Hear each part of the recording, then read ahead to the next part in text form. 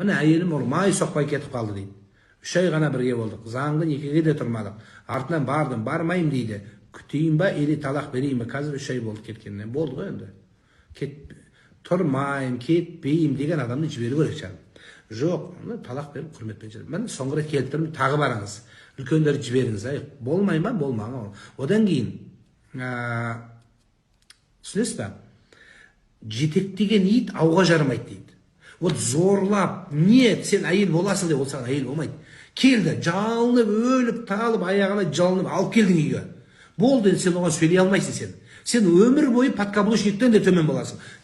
Чай жесің ба? Чайға берейін бе саған? Тамақ ішесің ба? Давай, қыдырып келейікші деп. Не болады? Ол өмір бола ма не?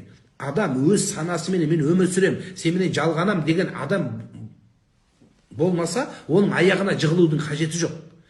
Үлкендер саласың, алдынан өтесің, келсең кел, мен осы тұрым осы дейсің. Қабылдасаң осы,